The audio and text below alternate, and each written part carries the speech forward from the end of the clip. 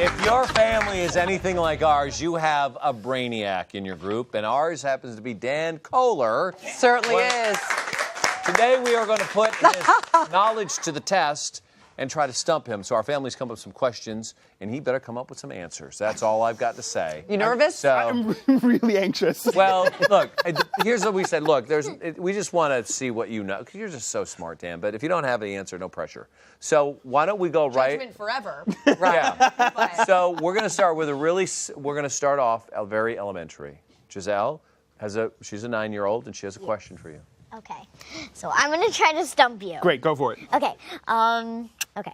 So why are Christmas colors red and green? You know. That's good. As one of 2 Jews on this set, I actually cannot answer that question. She did it! Okay. Thank you so much, Giselle. Hold on. Well, having said that, here's a follow-up.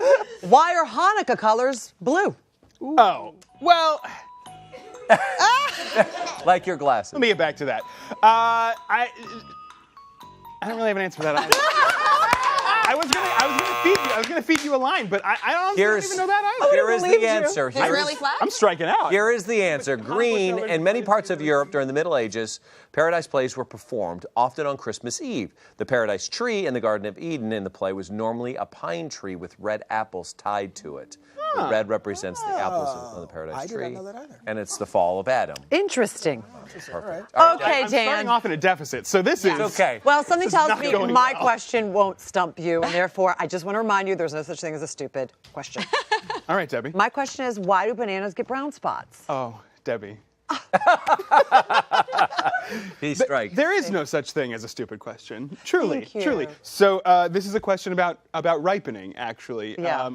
What happens when something ripens is that plant is in the fruit. It's converting starch to sugar, and the reason it's doing that is actually to signal animals to come and eat this thing so that they can consume and drop the seeds somewhere else so that the plant can grow elsewhere. But a banana is getting brown because more of that starch is turning into sugar.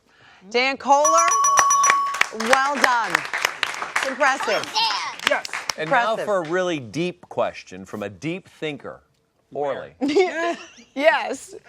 This is a deep one, Dennis Kohler. Okay, I had a lot of pet fish, and I felt like every time I saw them, they were just swimming around. Do fish sleep? Wait, are you making fun of me? No, do fish sleep? Did you call my parents for this question? No, why? Tell me everything. You know what is? Do you know that I asked this question of my parents when I was probably 5? This is like a family. Your age now, This is- mentally. This is like family folklore. I went downstairs. We had a 40-gallon fish tank in our house, and I went downstairs to go pick up a library book that I'd left on the kitchen table and say good morning to the fish, and I saw all the fish, and they were all laying at the bottom of the tank. And I went back upstairs to my parents and said, "Do fish sleep?" And my parents said, "I'm sorry, what?" And I said, "Do fish sleep on their sides?" And my parents said, "Excuse me?" And I said, "All the fish, they're asleep in the tank." And they ran downstairs. Turns out the 40-gallon tank had sprung a leak overnight, and all of the water had leaked out, and our floors were warped, and the carpet was completely soaked. And I didn't notice any of that, nor that there was an empty fish tank. I just thought that the fish were all sleeping on their sides on the bottom of the tank. Wow. So the fish were dead. So the fish were all dead. So Back to my question. That's all fine, but the question was. Back to your question, I happen to know this. Fish do sleep, not like that. They don't lie on their sides like we do. Some of them bury their noses in things, and some of them just kind of hover. And then other sea mammals are able to, because they have to kind of stay awake. They have to stay aware of predators, and they have to stay afloat. They're able to close one eye and shut off the corresponding half of their brain, and sort of they alternate. And they can still swim while they're sleeping. Wow. That's fascinating. Isn't that fascinating? Wow. all right, Shirley. Yeah, okay. I want to see what you know about botany. The manchineel tree is probably one of the deadliest, most toxic trees.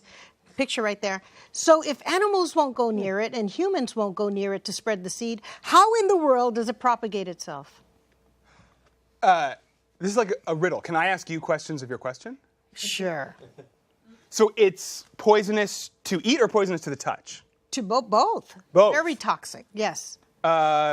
Gases all over the place. Does it grow mountainous regions or coastal regions? Coastal. Here's my guess. Since no one can eat it, no one can touch it, it drops its fruit in the ocean? Yes, it does. And Yes. Exactly. You know that.